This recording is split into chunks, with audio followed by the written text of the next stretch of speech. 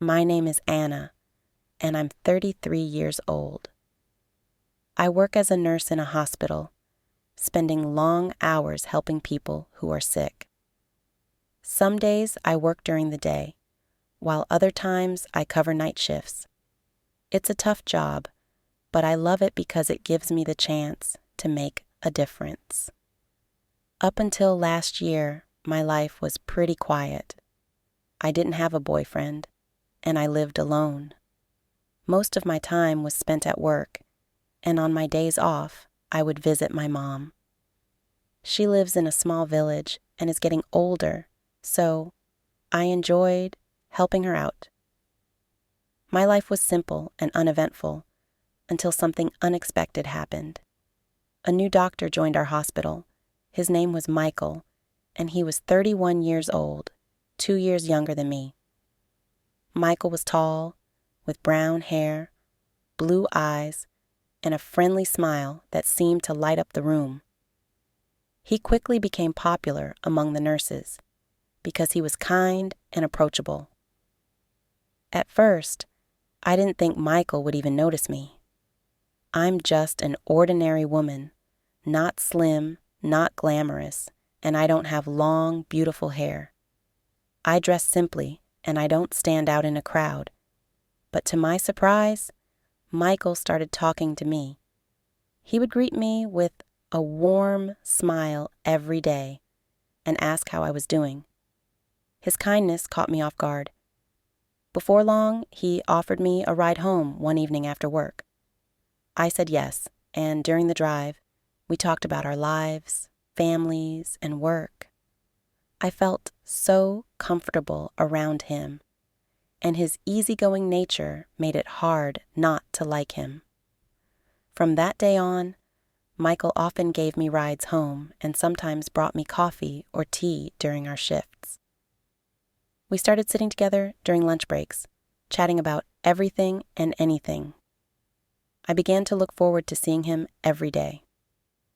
One weekend, Michael asked if I wanted to go to the movies. We both had the day off, so I agreed. After the movie, we went for a walk talking for hours. I felt so happy, thinking that Michael might like me as much as I liked him. But then, a few days later, Michael told me something that changed everything. He said, "Anna, there's something I need to tell you. I'm married." I was stunned. He had never mentioned a wife, and he didn't wear a wedding ring. Michael explained that he had been married for 5 years to a woman named Laura. They didn't have any children, and according to him, their marriage wasn't a happy one. He said they didn't share the same interests and spent very little time together.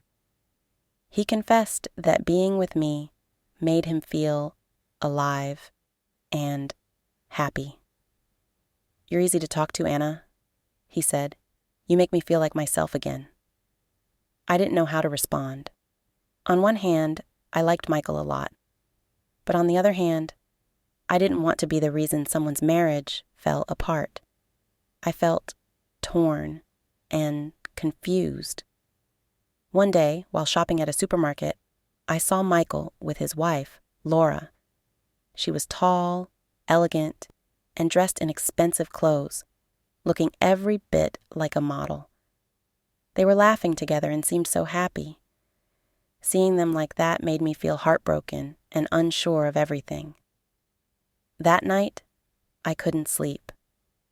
Why would Michael spend time with me if his wife was so beautiful and they seemed happy? The next day, I confronted him at work. "Michael," I said, "I saw you with your wife. You looked happy. Why are you spending time with me if things are fine with her?" Michael's face fell. "I'm not happy, Anna," he replied.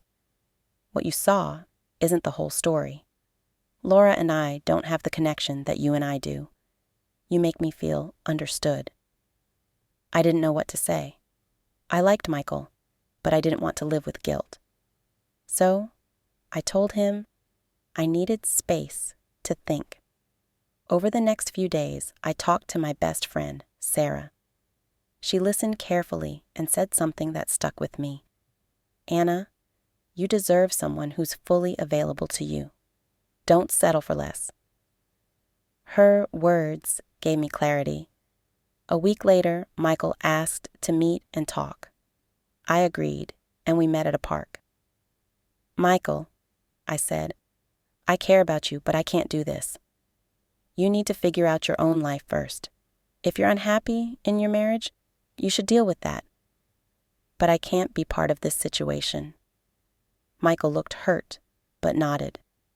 I just want you to be happy, Anna, he said softly. As I walked home, I felt a mix of sadness and strength.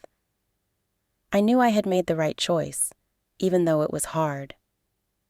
Life is full of tough decisions, but sometimes we have to put our own well-being first.